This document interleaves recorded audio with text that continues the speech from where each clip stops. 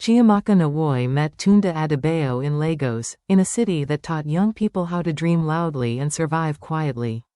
They were not rich. They were not settled. But they were hopeful. Chiamaka worked at a small fashion store on the mainland, earning just enough to send something home and keep her data subscription alive.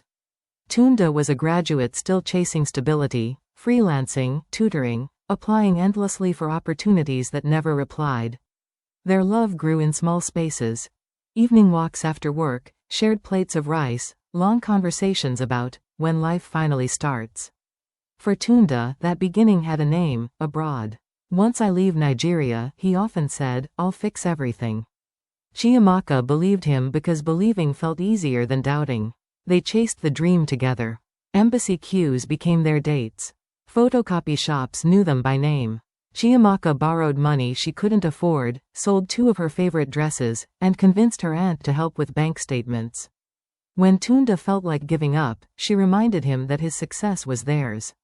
The day his visa was approved, the room erupted, friends shouted. His mother cried. Tunda held the passport like a miracle. Chiamaka smiled until her cheeks hurt.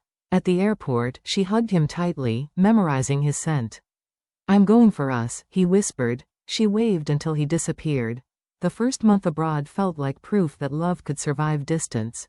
Tunda called every morning before work. He showed her his tiny room, the neat streets, the buses that came on time.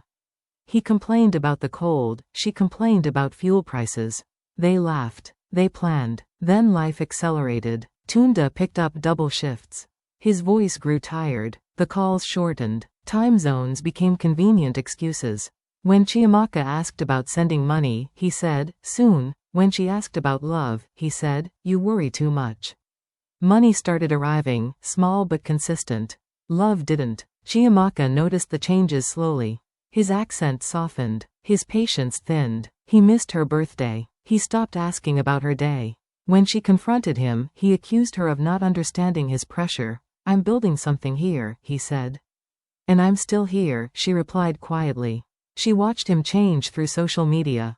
New friends, new smiles, pictures she didn't recognize herself in. Comments from women who lived closer to his new world.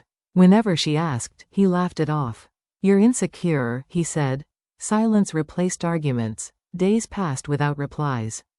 When she finally reached him, his tone was distant, polite, almost kind in a painful way. Chiamaka, he said, I think we should pause this.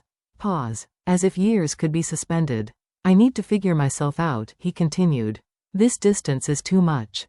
She cried after the call ended, alone in the room she had helped him leave. She returned borrowed money. She returned borrowed money. Endured relatives who joked about foreign men forgetting home. 6 months later, she saw the pictures. Tunda was engaged. The woman stood beside him confidently, her hand resting on his chest as if she had always been there. The caption spoke of answered prayers and new beginnings. Chiamaka closed the app. Visa dreams don't always fail at the embassy. Sometimes they succeed, and abandon the people who believed in them first. Chiamaka didn't become bitter. She enrolled in a tailoring program. Started a small online brand. Slowly rebuilt herself without waiting for a message that would never come. She didn't get a visa. But she got her life back. And sometimes, that is the bigger escape. Chiamaka cried for months. Then one day, she stopped. She stopped checking his page. Stopped waiting for closure. Stopped believing that leaving Nigeria was the only form of success. She took a small loan and reopened her dream with courage she didn't know she had. Late nights sewing. Early mornings posting. Customers slowly came. 1 year later, she received an email. Visa approved. Not through anyone. Not through love. Through her work. She stood at the airport this time, not waving goodbye, but walking forward. As the plane lifted, her phone buzzed.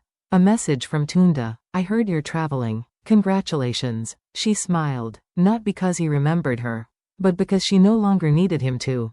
Some visa dreams are delayed. Some are redirected. And some only work when you stop chasing them through someone else.